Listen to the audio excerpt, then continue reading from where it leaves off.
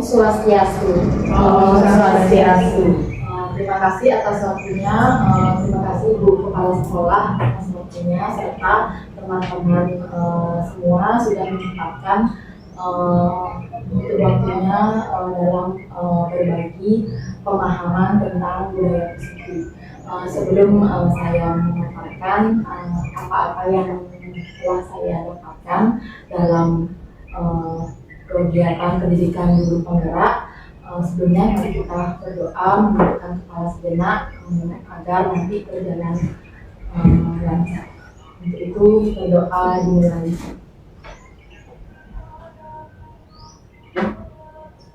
Berdoa selesai. Pertama-tama saya mengangkat diri dari calon guru penggerak angkatan 11. Saya mendapatkan tugas membuat aksi nyata dengan berbagi pemahaman tentang penerapan budaya positif. Sebelum itu, yang memohon kepada ibu kepala sekolah untuk membuka sesi hari ini. Untuk waktu, silakan. Terima kasih semuanya.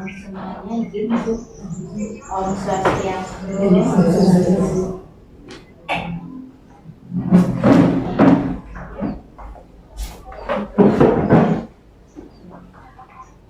Ini dalam pembuatan aksi nyata calon guru penggerak kita, yaitu Niwayan Mita Pratiwi. Silakan. Jadi dalam kesempatan ini akan berbagi pemahaman membuat aksi nyata, berbagi pemahaman akan penerapan budaya positif. Seperti itu kita sangat bersyukur ibu guru semua kita bersama-sama dapat lebih memahami apa yang kita sudah laksanakan dalam pembelajaran tentang budaya positif. Sekarang dengan aksi nyatanya Bu Guru yang Mita Pratiwi, nanti tentunya ibu guru semua dapat lebih memahami lagi akan selain lebih memahami dan dapat mengimplementasikan penerapan budaya positif. Oke, nah untuk itu astungkara dalam kesempatan kegiatan aksi nyata ini apa yang disampaikan oleh Bu Guru Mita yang mendapat TV dapat kita pahami nanti, dan kita nantinya Ibu Wayannya juga yang disampaikan supaya dimudahkan dan dilancarkan dan mencapai tujuan yang diharapkan. Begitu Bu Guru Wayan Mita Pratiwi selaku calon guru penggerak, semoga lebih semangat ya, dan teman-teman juga semangat untuk menyimak, dan dipersilakan untuk melanjutkan aksi nyatanya tentang penerapan budaya positif. Dipersilakan. Terima kasih yang ucapkan Bapak Ibu Kepala Sekolah kita di Indonesia atas kesempatan yang diberikan pada saya pada hari ini. Baik, langsung saja yang mulai dalam aksi nyata ini dalam penerapan budaya positif. Selamat datang Ibu Guru Hebat TK Negeri Hindu Hawiyah. Mari kita belajar bersama, berkolaborasi, saling mendukung dalam mewujudkan budaya positif di sekolah kami.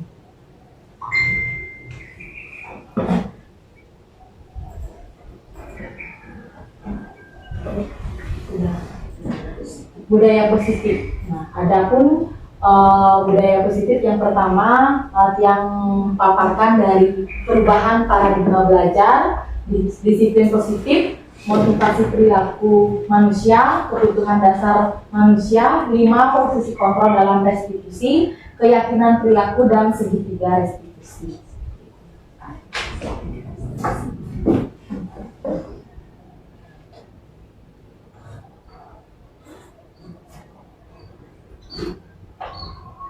Nah, sebelum Tiang melanjutkan presentasi dari saya, masih ingatkah Ibu Guru dengan tujuan pendidikan dari Ki Hajar Dewantara?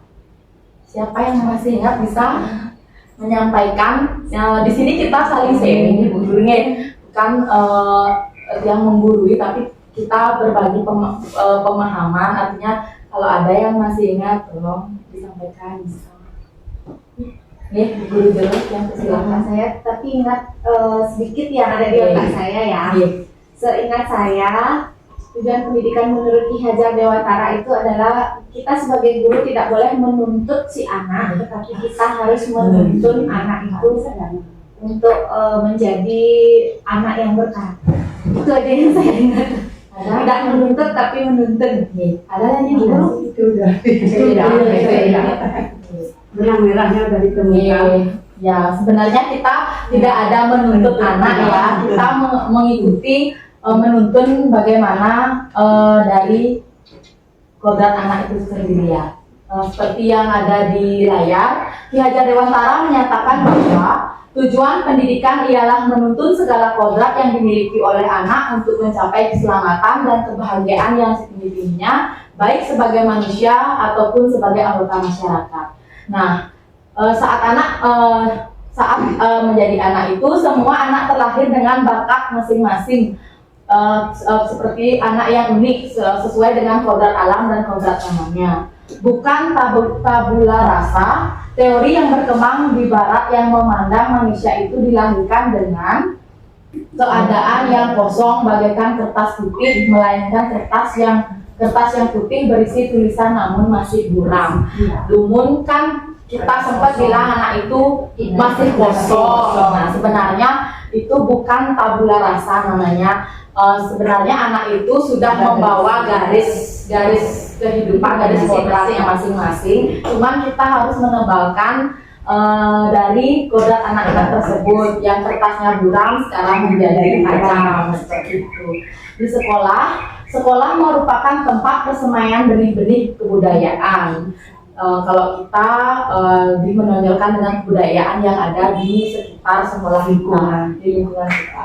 Guru yaitu yang menuntun seperti yang dikatakan Ibu Guru, yang menuntun murid sesuai dengan kodratnya. Kita tidak dapat menuntut anak sesuai dengan kemauan guru. Kita harus mengikuti kemauan dari peserta didik kita.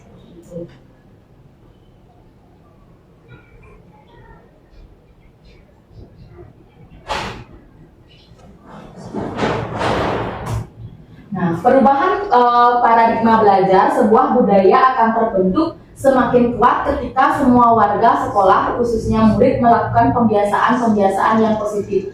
Pembiasaan positif ini dilaksanakan secara konsisten agar terbentuknya profil pelajar Pancasila sesuai dengan kurikulum Merdeka saat ini.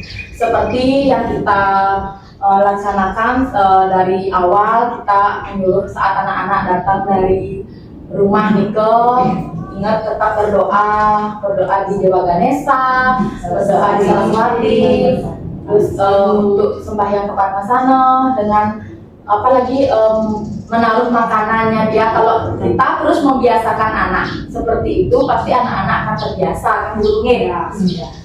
Kita sudah laksanakan. Apa yang Ibu Guru bayangkan tentang budaya disiplin positif? Apa yang Ibu Guru bayangkan tentang makna disiplin? Bisa ya, Guru ya? Mungkin sebelum guru kita menjelaskan ke kita, yang kita ketahui, yang ketahui tentang disiplin positif. Disiplin itu adalah pembiasaan diri yang positif. Yang mana kalau sudah positif pembiasaan diri itu otomatis kita melakukan hal-hal yang baik itu dari aturan, pembiasaan, tingkah laku dan sebagainya. Seperti itu menurut saya. Guru Musa mungkin nanti bisa dijelaskan kembali atau teman-teman yang lain ada tambahan. Saya kan teman-teman ya. Menurut yang pendapat guru dia sudah, tapi dia ada tambahan. Disiplin positif itu memang kita menanamkan dari awal ya, umur anak sejak ini. Memang dari tutur katanya dia itu sudah harus sopan dan juga disiplinnya untuk tata tertib sekolah, untuk waktunya bagaimana dia harus ke sekolah, sikapnya juga, dan caranya dia bermain, bergaul sama teman-temannya itu perlu juga ya. Karakter anak itu kan berbeda-beda tuh. Kita itu perlu juga tanamkan yang positif-positif itu. Jangan ada bilang ada yang kata-kata kasar, itu sudah tidak masuk disiplin positif, itu udah ke negatif, itu nanti anak-anak yang lain tidak terpengaruh itu dengan kata-kata kasar itu. Harus dia itu, kita itu mengarah ke positif anak-anak itu. Tidak ada membuli gitu juga termasuk itu disiplin positif. Ya, itu dari dia nih. Sama ada lagi Bu Guru?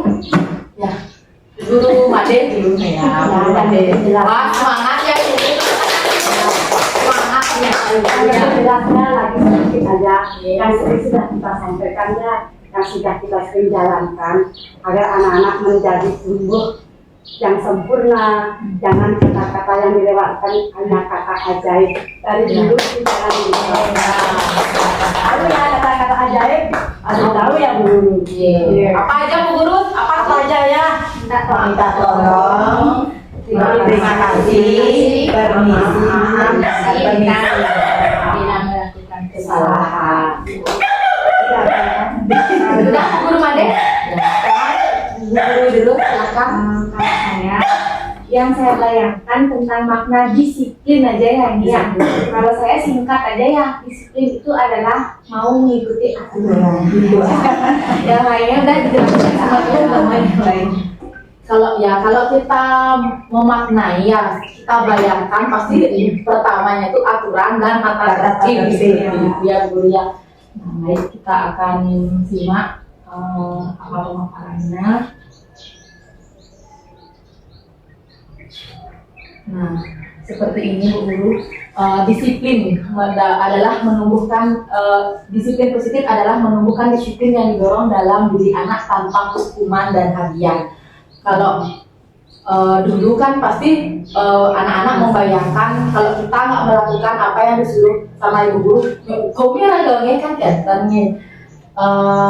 Kalau ini kebanyakan orang akan menghubungkan kata disiplin tersebut dengan tata tertib, teratur, dan kepatuhan pada peraturan.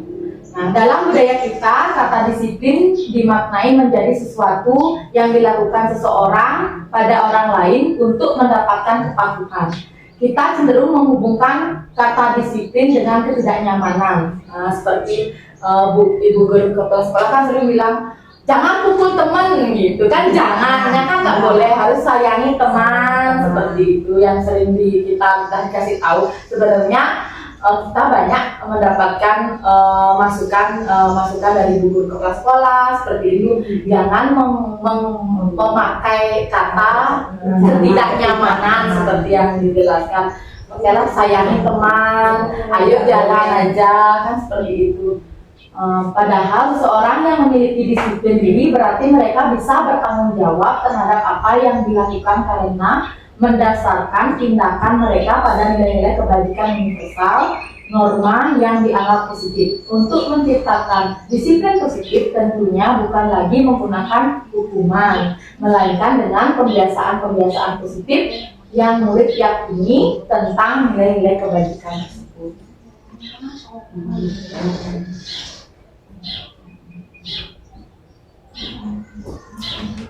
Nah, tentang perubahan paradigma teori kontrol, ilusi kontrol berikut ini paparan dari William Glasser dalam kontrol teori untuk meluruskan miskonsepsi tentang kontrol. Ilusi guru mengontrol murid. Pada dasarnya kita tidak dapat memaksa murid untuk berbuat sesuai atau sesuatu jikalau murid tersebut memilih untuk tidak melakukannya. Terus yang kedua, ilusi bahwa semua pengetahuan positif, efektif, dan bermanfaat. Penguatan positif atau bujukan adalah bentuk-bentuk kontrol. Segala usaha untuk mempengaruhi murid agar mengulangi suatu perilaku tertentu adalah suatu usaha untuk mengontrol murid tersebut. Yang ketiga, ilusi bahwa kritik dan membuat orang merasa bersalah dapat menguatkan karakter. Menggunakan kritik dan rasa bersalah untuk mengontrol murid menuju pada identitas gagal. Mereka belajar untuk merasa buruk tentang diri mereka. Mereka mengembangkan dialog diri yang negatif. Yang keempat, ilusi bahwa orang dewasa memiliki hak untuk memaksa. Banyak orang dewasa yang percaya bahwa mereka memiliki tanggung jawab untuk membuat murid-murid berbuat hal-hal tertentu. Adapun yang dilakukan dapat diterima selama ada sebuah kemajuan berdasarkan sebuah pengukuran kinerja.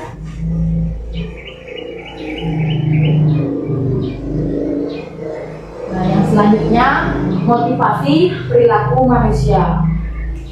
Nah, jika boleh saya tahu apa alasan ibu guru datang tepat waktu ke sekolah?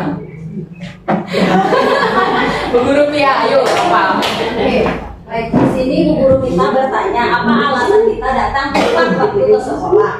Nah, tidak dipungkiri ya, kita sebagai ibu rumah tangga juga, pasti kadang akan ada permasalahan atau kendala-kendala di rumah. Nah, tidak dipungkiri juga kalau kita kadang-kadang tidak bisa tepat waktu. Tetapi kalau bisa kan kita selalu berusaha tidak sering terlambat. Alasan saya kenapa harus datang tepat waktu, pertama, kita sebagai role model. Kita sebagai contoh. Kalau kita terlambat, anak-anak gimana? Kedua, kalau yang pribadi malu.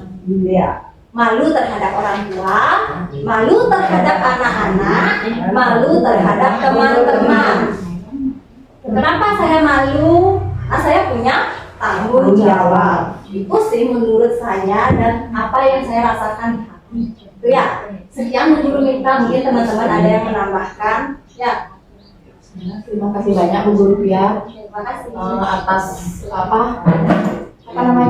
masukannya atau pendapatnya tentang motivasi perilaku manusia. Ya, kalau motivasi perilaku manusia kita memang dari diri kita dulu, baru bisa kita terapkan ke orang lain.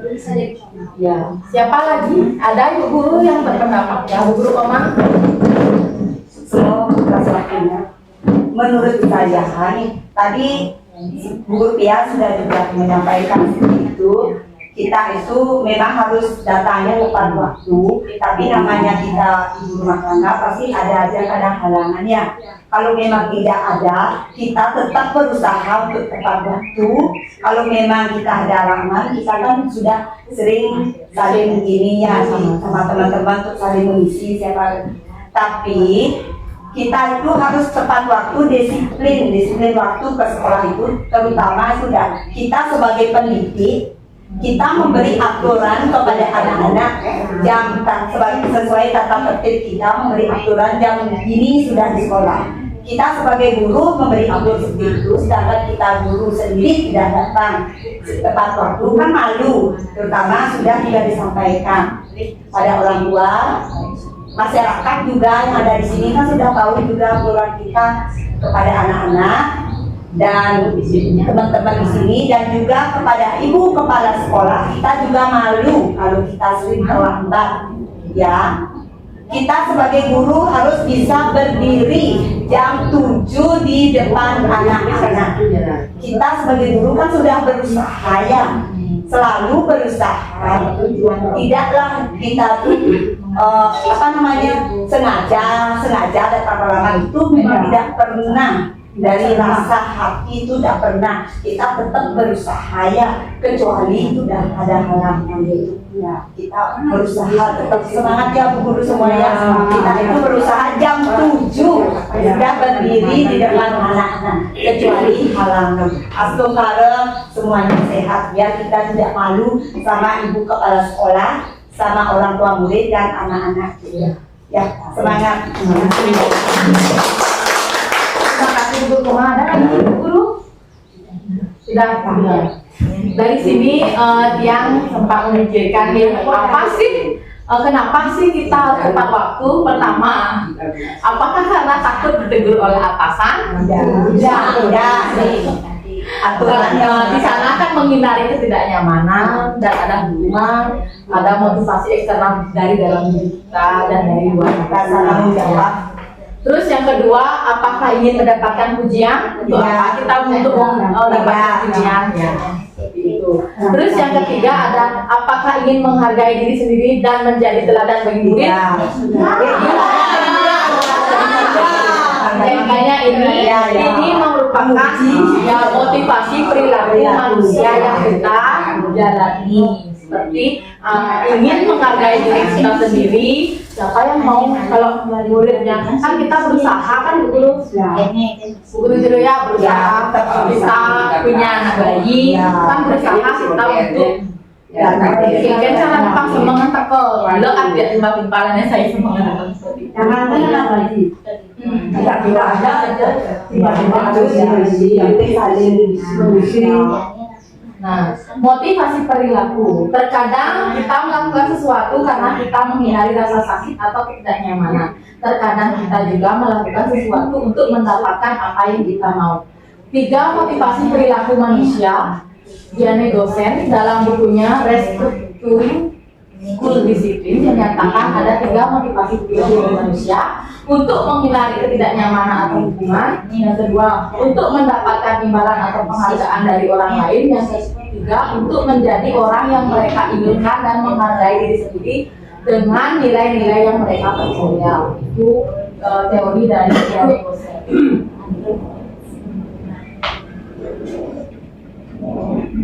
Motivasi perilaku manusia. Jadi, tugas kita adalah menciptakan murid-murid yang memiliki motivasi dari internal dalam dirinya. Murid akan berperilaku sesuai dengan nilai-nilai kebaikan karena keinginannya sendiri.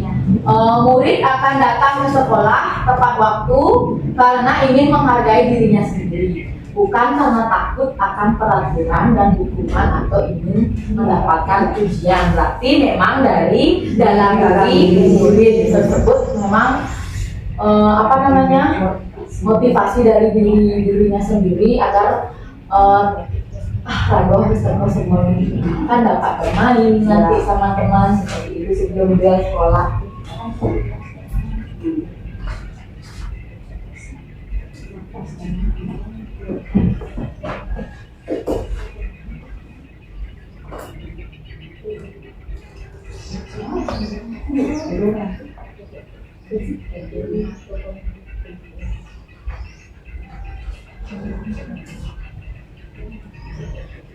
Motivasi perilaku manusia. Lalu bagaimana jika murid datang ke sekolah tidak tepat waktu? Apakah ada hukuman, konsekuensi atau restitusi?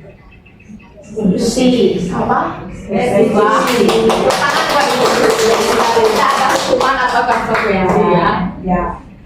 Tahu ibu-ibu guru restitusi itu apa? Tidak tahu. Nanti kita akan bahas dulu ya. Yang jelas ketika itu yang paling pas.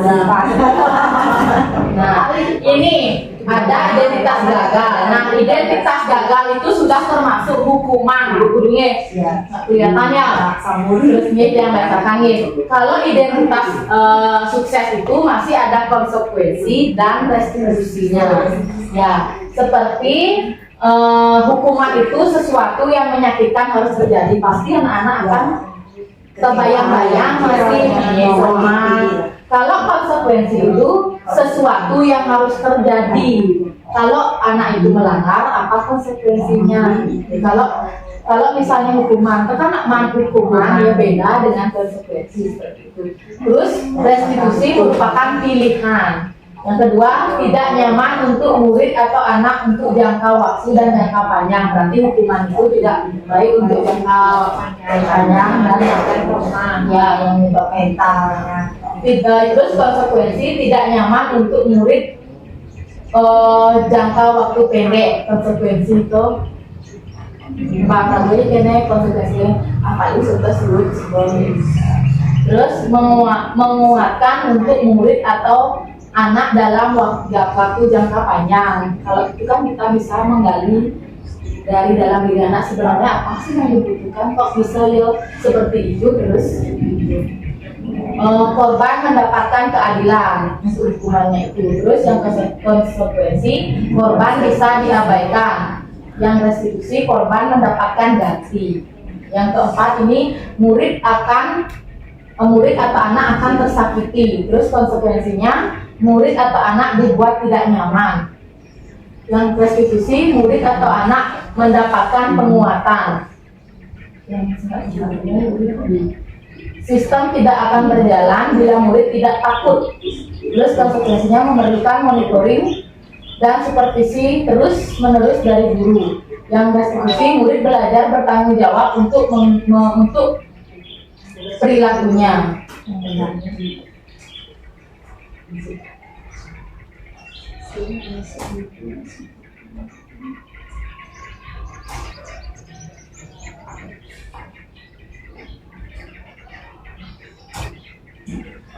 Setelah tadi Ibu Guru dapat memahami tabel tadi, apa yang akan Ibu Guru lakukan jika menemukan perilaku murid yang negatif? Yang ada tabel.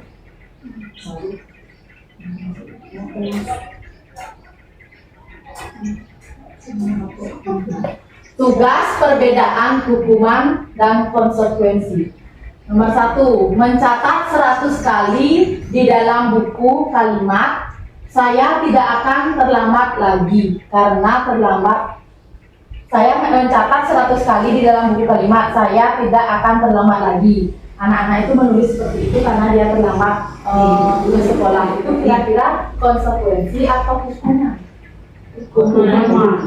Hukuman, dan hukuman 1.000 rupiah tolong dicatat. Nanti kita jelaskan hukuman terus. Terus yang kedua, lari mengelilingi lapangan basket 2 kali karena terlambat hadir di sekolah. Itu hukuman atau konsekuensinya? Apa? Hukuman konsekuensi kan secara ini kak tadi akan jelaskan jangka secara langsung kan sekarang dia terlambat langsung di dunia. Sudah?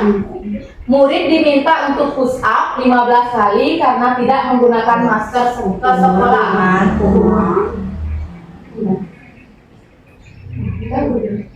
Terus yang keempat, menggantikan kertas tugas teman yang telah dicoret-coret.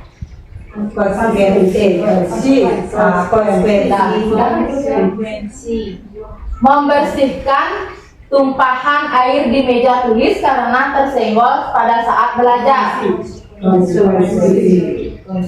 Terus selanjutnya, murid disuruh untuk mengenakan sepatu seharian di sekolah karena tidak mengenakan sepatu hitam. Jawab aja. Terus lari mengelilingi lapangan basket 2 kali karena terlambat 10 menit untuk pelajaran JJOK. Hukuman.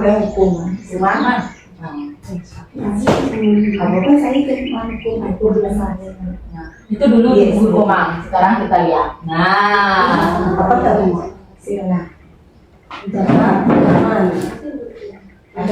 Tadi yang pertama mencatat 100 kali di dalam buku kalimat saya tidak akan terlambat lagi. Apa tadi dijawab ya? Hukuman ya. Lari mengelilingi lapangan basket 2 kali karena terlambat hadir di sekolah. Apa tadi? Konsekuensi. Hukuman. Murid diminta untuk push up 15 kali karena hukumannya guru biaya. Terus menggantikan kertas tugas teman yang hilang konsekuensi. Terus membersihkan tumpahan air. Konsekuensi. Murid disuruh mengenakan sepatu seharian di sekolah. Hukuman benar ya. Lari mengelilingi lapangan basket 2 kali karena terlambat 10 menit untuk pelajaran PJOK. Yang tadi dijawab hukumannya konsekuensi. Karena dia terlambat, konsekuensi dia harus melahirkan. Terlambat PJOK ya. Oh, ini apa nih buat ini? Karena hadir yang tadi mencatat bukan hukuman, jadi mencatat. Ya, yang tadi yang kedua lari tanya pengertian Ini yang di atasnya itu kan lari karena terlambat di sekolah. Itu dalam jangka waktu panjang. Kalau di bawahnya lari mengelilingi 2 kali itu karena terlambat 10 menit. Hari itu aja yang terlambat. harus dipahami Ya, memang dulu dia sempat juga pikir seperti itu. Harus mengelol maco seperti itu. jangka panjang dan jangka Pemberian hukuman akan membentuk identitas gagal pada murid. Untuk membentuk identitas sukses pada murid, kita bisa melakukannya tadi konsekuensi dan restitusi. Kalau misalnya ada anak-anak sebenarnya guru sharing mungkin juga masukannya nih. Kalau misalnya anak-anak di tempat di kelas yang kan ada Odeta sama Endra yang lama sekali temannya sudah dapat istirahat, sudah minum, sudah dapat bermain. Ya memang sengaja memang biarkan dia untuk menyelesaikan kegiatannya sebelum istirahat itu memang harus kalau kalau kegiatannya memang harus selesai biar temannya yang lain tidak mengikuti seperti itu. Nanti besoknya sudah mau gugur ya cepat ketinggalan ya karena dia tidak dapat makan, tidak dapat istirahat, tidak dapat bermain. Kalau makan memang dia kasih kan kasihan anak dari pagi. Kasih yang waktu untuk makan dia sebentar untuk minum. Memang main dia nggak dapat jadinya. Terus restitusi adalah proses menciptakan kondisi bagi murid untuk memperbaiki kesalahan mereka sehingga mereka bisa kembali pada kelompok mereka dengan karakter yang lebih kuat. Berarti kita tidak boleh artinya menghukum murid secara paling kita kalau kemarin kan sempat yang sharing sama Bu Guru dia berarti harus didekati anaknya itu apa maunya dan bagaimana caranya agar anak itu tidak melakukan kegiatan perbuatan yang negatif agar menjurus ke positif dan kembali menguatkan perilakunya anak tersebut.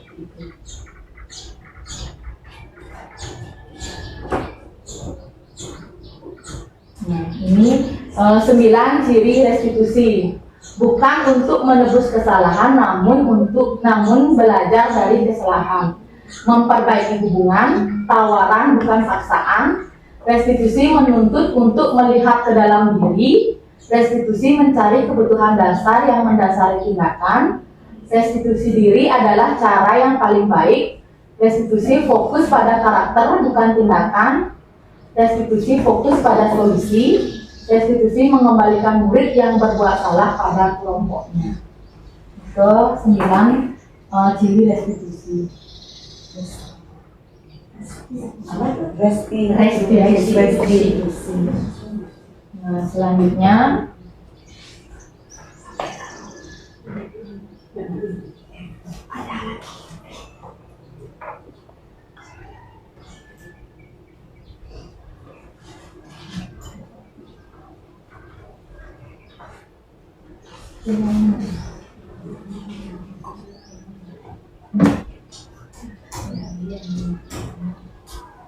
Lima kebutuhan dasar manusia. Di sana ada bertahan hidup, penguasaan, kesenangan, kasih, sayang, dan rasa diterima, dan kebebasan. Seluruh tindakan manusia memiliki tujuan tertentu. Semua yang kita lakukan adalah usaha terbaik kita untuk mendapatkan apa yang kita inginkan. Ketika kita mendapatkan apa yang kita inginkan, sebetulnya saat itu kita sedang memenuhi satu atau lebih dari satu kebutuhan dasar kita, yaitu kebutuhan untuk bertahan hidup atau survival, kasih sayang dan rasa diterima atau love and belonging, kebebasan atau freedom, kesenangan atau fun, dan penguasaan atau power. Ketika seseorang murid melakukan suatu perbuatan yang bertentangan dengan nilai-nilai kebajikan atau melanggar peraturan, hal itu sebenarnya dikarenakan mereka gagal untuk memenuhi kebutuhan dasar mereka. Mungkin anak itu kurang perhatian nih, makanya anak itu berbuat seenaknya mungkin nih, mencari apa namanya ya, kayak tadi pagi sempat yang waktu ibu Sri ngapain tuh di depannya, udah bisa kan datang Wira dulu saya udah kan gitu ya, mungkin anak itu kurang perhatian, makanya dia nyari perhatian, kebutuhan dasarnya, rasa kasih sayang dan rasa diterimanya itu mungkin anaknya itu kurang. Seperti ini, ada kasus Bimo, seorang anak TKB, selalu berlari keluar kelas menuju jalan raya di depan sekolahnya yang ramai dengan kendaraan. Tingkahnya membuat guru Bu Ani bingung dan seringkali mengajarnya. Ada beberapa kemungkinan jawaban yang diberikan Bimo. Identifikasi kebutuhan yang dipenuhi oleh Bimo jika respon Bimo seperti di kolom sebelah. Di kolom di bawah ini. Nah, aku senang main kejar-kejaran dengan ibu guru. Seru gitu ya.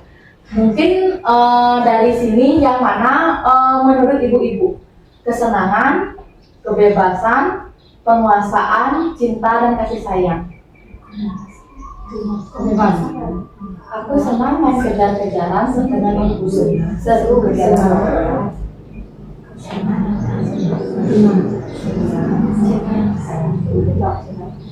Ya. Apa itu jawabannya? Kesenangan atau cinta kasih sayang? Cinta kasih sayang. Karena kalau dia nggak cinta sama gurunya, nggak sayang, nanti ada kok kayaknya lagi.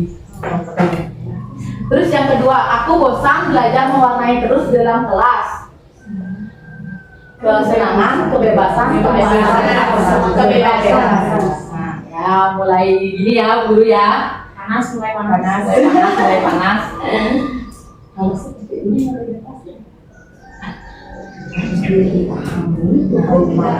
Ibu kejar aku karena ibu guru sayang aku. Ya, sih. Ya.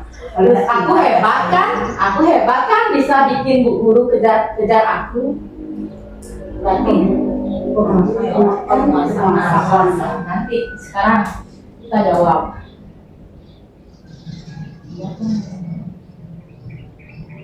Oh, tidak yang bawa jawab. Tidak yang isi jawabannya ya, berarti yang pertama, aku senang main kejar-kejaran dengan ibu guru, seru itu senang jadinya kesenangan anak-anak. Terus aku bosan mewarnai terus di dalam kelas, berarti dia maunya kebebasan. Ibu kejar aku karena ibu guru sayang aku, berarti cinta dan kasih sayang. Aku hebat kan bisa bikin ibu guru kejar aku, berarti untuk penguasaan powernya.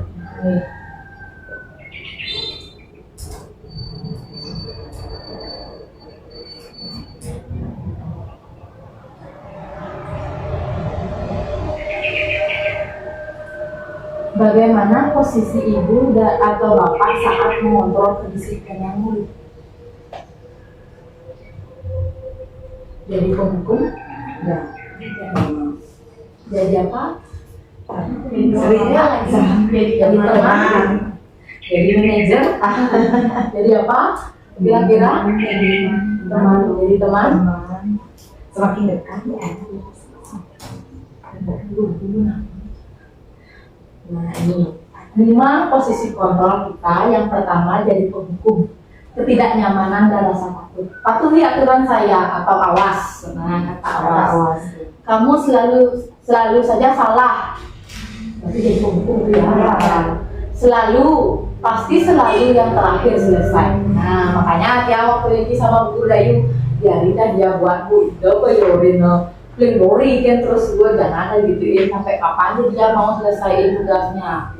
katanya. Terus membuat rasa bersalah.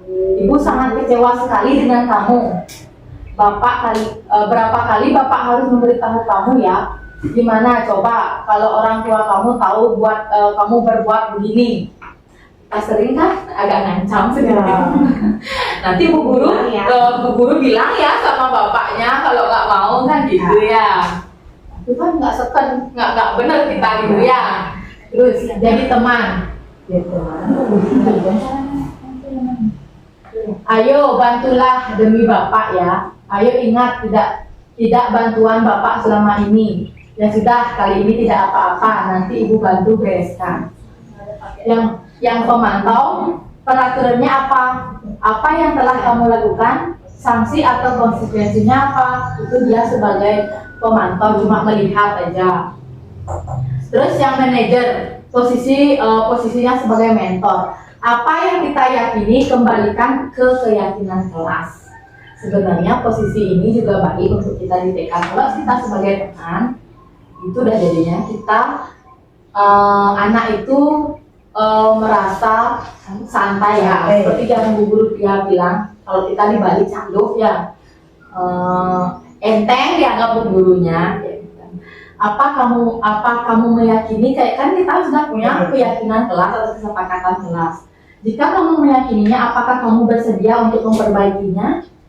Jika kamu memperbaiki ini, hal ini menunjukkan apa tentang dirimu? Tanggung jawab. Apa rencana kamu untuk memperbaiki hal ini? Nah, ini ke 5 posisi kontrol yang harus kita kuasai. Kita mau jadi penghukum, kita mau jadi pembuat rasa bersalah, atau mau jadi teman, atau jadi pemantau atau manajer. Seperti itu ya. Manajer ya. Karena walaupun kalau teman kita dianggap terlalu dilecehkan sama anak-anak. Boleh nggak kita sekali-sekali jadi penghukum atau pemantau? Bisa itu ya. Ya kan kalau nggak cara A nggak bisa, cara B nggak bisa. Boleh nggak sekali gitu karena lihat situasi dan kondisi. Kembali lagi dengan pengulasan kata-kata Ibu Guru. Nah, kalau kita sudah hubungannya sudah baik, pasti nanti kalau kita terlalu mencolok sekali dengan bahasa penghukuman itu, anak-anak akan kembali ke identitas gagal. Ya tidak mau bisa menjadi identitas sukses jadinya. Dan gini lagi kalau gitu konsekuensi kita pakai. Kalau anaknya nggak mau ini, apa konsekuensinya? Seperti itu sini kali sebenarnya. Nah, kalau ini, Ibu sangat kecewa sekali dengan kamu. Apa ini ke teman, membuat rasa bersalah, pemantau, penghukum, manajer. Kecewa. Ya, membuat rasa bersalah. Oke.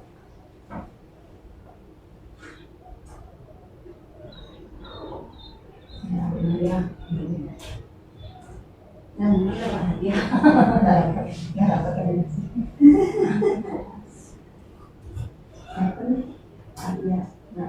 Keyakinan kelas.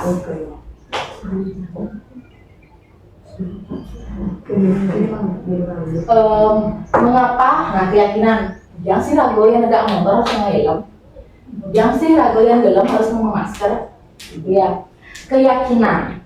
Seseorang akan tergerak dan bersemangat untuk menjalankan keyakinannya. Pasti kalau kita pakai helm, biar kita selamat lah tujuan utamanya. Pangsing jok polisi lah, seperti itu ya. Terus yang kedua mungkin yang pakai masker, biar kita tidak menyebarkan penyakit seperti itu ya. Terus biar kita aman dari debu, seperti itu ya. Terus murid-murid pun demikian, mereka perlu mendengarkan dan memahami arti sesungguhnya tentang peraturan-peraturan yang diberikan. Apa nilai-nilai kebajikan di balik peraturan tersebut, apa tujuan utamanya, dan menjadi tidak tertarik atau takut sehingga hanya sekedar mengikuti serangkaian peraturan-peraturan yang mengatur mereka tanpa memahami tujuan mulianya. Salah satu kegiatan yang bisa kita lakukan agar murid tergerak dan bersemangat untuk menjalankan keyakinannya adalah membuat keyakinan kelas.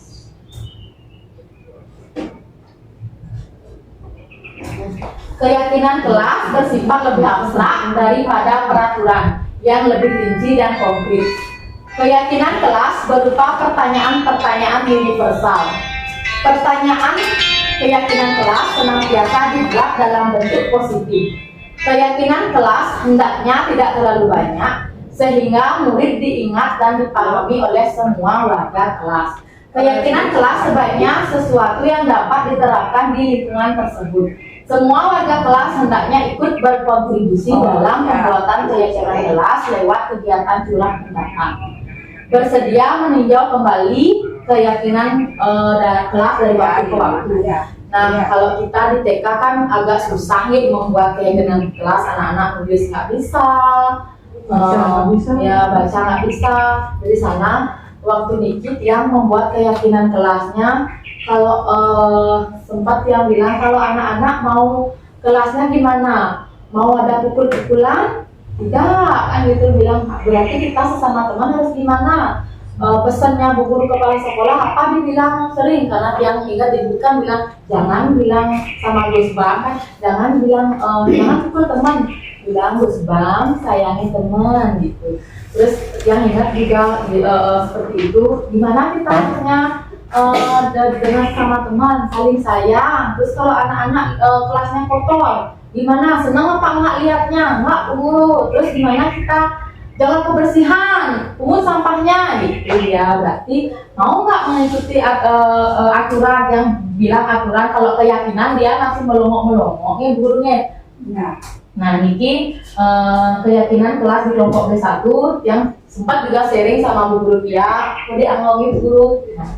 Yang pertama awalnya yang mendengarkan penjelasan dulu. Terus yang sekarang dia ganti dengan menghormati orang bicara. Tadi sudah saya sempat yang terapin sedikit guru ya, ada anak yang ngomong dia harus angkat tangan seperti itu.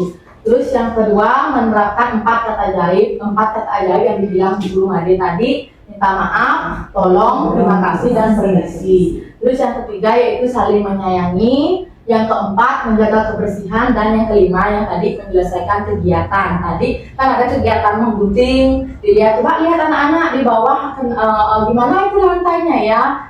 Ada anak-anak yang menggunting, naruh di tempatnya, memungut sampahnya, mau dibuang ke tong sampah.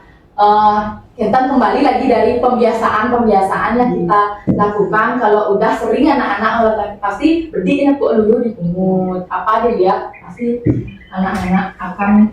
Ini sepertinya disertai poster. Oh, kelihatan mungkin Si poster kan pungut sampah, mereka kan belum bisa baca. Kalau dulu kalau di tiang, aja sharingnya Bu Guru, kalau di tiang yang sudah isi bukan poster ya, yang desain grafis ya, coba gambar aja. Kenapa? Pertama, seperti dibilang sama Bu Kepala Sekolah itu, anak-anak tidak bisa baca. Kedua, daya ingat anak-anak umur kita ini TK ini pendek. Kan memang ada teorinya seperti itu, memang pendek. Jadi yang tempelkan gambar seperti tutup mulut lah, tidak seperti itu. Yang tempelkan gambar dilarang buang sampah, yang tempelkan gambar apa namanya itu orang nyapu, yang tadi itu yang orang mengantri itu yang tempel. Jadi kadang-kadang anak-anak libur nggak sengaja dia lihat papan, ingat ya, ini tapi masih anak-anak masih liburnya gitu ya, karena ingatan mereka itu kan masih pendek gitu. Seperti yang dibilang Ki Hajar Dewantara kan ada 3K ya, 4K atau 3K itu kemarin. Kontinuitasnya harus dilanjutkan. Trikon,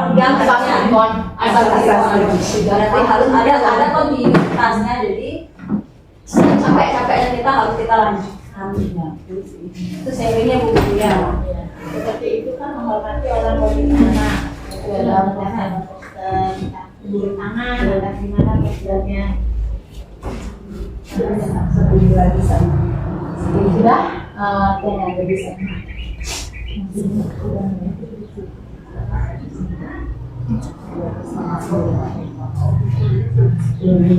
Selanjutnya selalu yang ini pada slide yang ini kan ada keyakinan kelas, peraturan.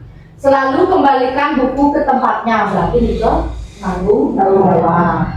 Dilarang mengganggu orang lain, berarti menghormati orang lain. Hadir di sekolah 15 menit sebelum pembelajaran dimulai, berarti itu menghormati orang lain dan komitmen.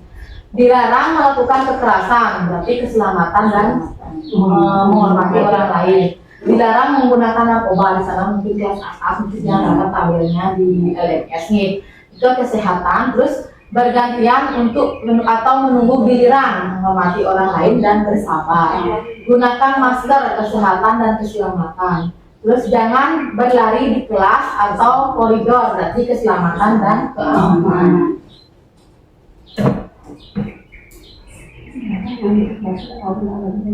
Nah, selanjutnya segitiga restitusi. Nah, segitiga restitusi merupakan sebuah tahapan untuk memudahkan para guru dan orang tua dalam melakukan proses untuk menyiapkan anaknya untuk melakukan restitusi. Segitiga restitusi suatu proses dialog yang dijalankan oleh guru atau orang tua agar dapat menghasilkan murid yang mandiri dan bertanggung jawab. Proses dialog digambarkan pada ketiga sisi pada segitiga restitusi. Oke, wenten segitiga restitusi. Nah, yang pertama nih di bawahnya nih ada menstabilkan identitas. Yang sempat Bu Guru yang bilang, stabilkan dulu identitas anak, tanyakan gimana keadaannya. Pokoknya kita stabilkan anaknya dulu biar emosinya itu reda.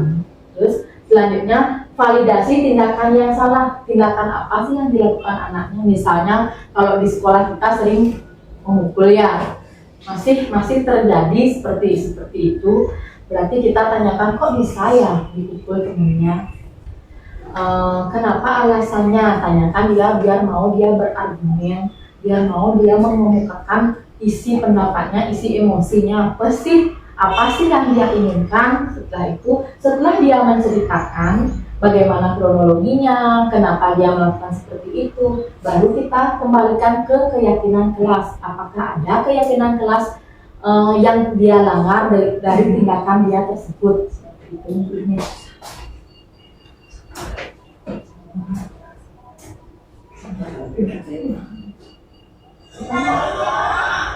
Nah, Niki pada saat pembelajaran penerapan budaya positif dalam membuat keyakinan kelas. Itu agak lama ini.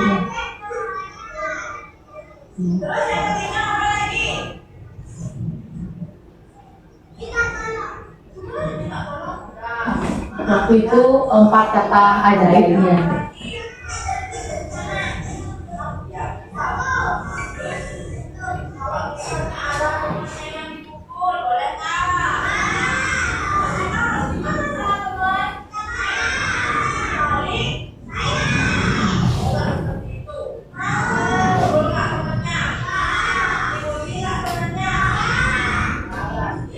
Kemudian lanjut ke bunyi.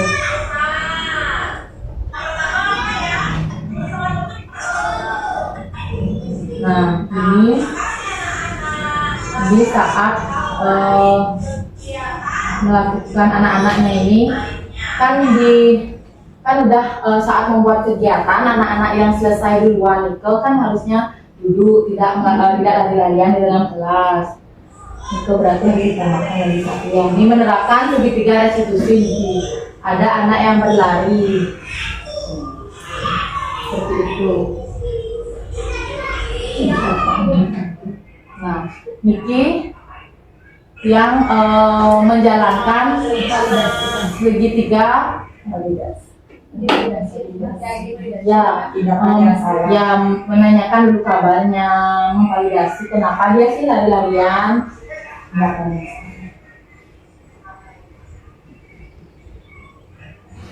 Nah, di sana dia bilang ya karena tugas saya sudah selesai, Bu Guru, saya ingin bermain. Dia bilang kan udah sempat Bu Guru bilang kalau udah selesai tugas, duduk dulu, yang ikuti. Mungkin di sini juga kurangnya dalam membuat keyakinan salah yang ya.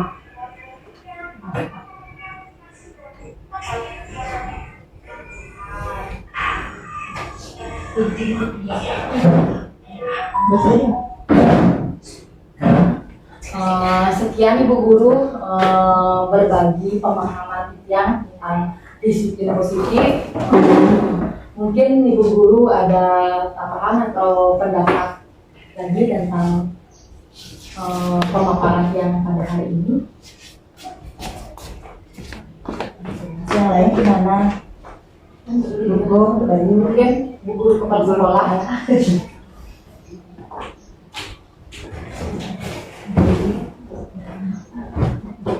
Dari pemaparan tentang budaya positif yang disampaikan oleh calon guru penggerak kita, tentunya ibu guru yang lain apa yang sudah diimplementasikan, sudah dilakukan di satuan kita, sekarang mendapatkan pemahaman lebih dari pemaparan guru kita. Nah, untuk itu dari pemaparan itu yang belum terrealisasi, silahkan Bu Guru semua nanti untuk mengimplementasikan lagi agar budaya positif di satuan kita menjadi lebih baik dan maksimal. Itu Bu Guru kita terima kasih akan pemaparannya, luar biasa ya. Tentunya bermanfaat kan untuk kita semua menjadi lebih baik, untuk berubah, terutama kita sebagai pendidik paham akan budaya positif dan dapat berdampak kepada peserta didik kita untuk diimplementasikan ya. Terima kasih. Terima kasih Bu Guru kepala sekolah. Mungkin Ibu Pentan? Bu Tia? Terima kasih. Harus saya kasih kan sudah kesepakatan kelas ya. Kalau dia sudah selesai melaksanakan tugas menjadi kita tahu sifat anak itu tidak bisa duduk ya. Apakah tidak mungkin kita menyiapkan suatu permainan untuk anak yang sederhana sehingga dia tidak akan lari-lari. Terima kasih banyak Ibu masukannya. Mungkin nanti dia bisa nanti alokasikan di pojok baca di kelas kami, memang skap untuk pojok baca. Mungkin nanti di sana dia akan buatkan untuk anak yang sudah selesai melakukan kegiatan, dia bisa artinya merefleksikan diri ada di sana bekerja. Yesus semua banget Ibu. Mungkin Bu Guru ya. Terima kasih Bu Mita, walaupun kami belum melaksanakan teori-teori yang Bu Guru belum maksimal, sudah ada kita lakukan, banyak yang sudah kita lakukan kan, cuman mungkin belum maksimal. Terima kasih atas sharingnya pada hari ini. Jadi nanti kita akan implementasikan lebih maksimal dalam praktek pembelajaran. Ada segitiga restitusi, ada tadi hukuman, konsekuensi, restitusi yang seperti itu tuh masih kan bingung mana sih hukuman, mana sih konsekuensi, mana sih jadi seperti itu. Tapi sekarang kan sudah cukup jelas ya. Kalau belum jelas, tanya lagi sama Bu Guru Mita gitu ya. Jadi kalau ada kebingungan ke depannya pasti kita kembali ke Bu Guru Mita seperti itu Bu. Terima kasih Bu Guru ya. Pentan paling Bu Guru. Sudah sedikit. Ya, untuk yang tantangan untuk yang disampaikan Ibu Kepala tadi poster-poster itu juga sangat penting. Tolong dibantu ya. Atau di print di mana tiap-tiap kelas itu biar ada. Jadi kita kan bisa menunjukkan ke anak kalau dia ribut, tunjukkan bagaimana dia mau diam. Setiap hari dia melihat itu kan semakin ingat dia nanti untuk kedepannya lebih lebih disiplin. Ya, sudah nih. Terima kasih Bu Guru Koma, terima kasih Bu Guru Kepala Sekolah serta teman-teman atas waktunya yang diberikan kepada Tiang. Waktunya teman-teman juga yang agak sita sedikit untuk kegiatan Tiang pada CGP Angkatan 11. Seperti yang Ibu Guru dia bilang, memang kita sudah menjalankan apa yang Tiang tadi paparkan. Mari kita bersama-sama berkolaborasi untuk kegiatan kedepannya anak-anak biar lebih maksimal dalam pembelajaran, artinya anak-anak lebih disiplin. Ya, pokoknya kita bergerak dan melakukan. Tadi saya sempat mau nangis, benar-benar mau nangis. Kenapa? Gini ya Bu ceritanya, maaf ini minta waktu sedikit aja. Kan tadi waktu awal itu ya Bu jalan ke sana. Nah itu kan disuruh aku nggak sempat. Sampai gini kan, aku betul-betul nangis ya Bu. Nah itu, Bu tolong cari yang hari ini, dulu kan disuruh ke orang, ya kok tadi ke UKS.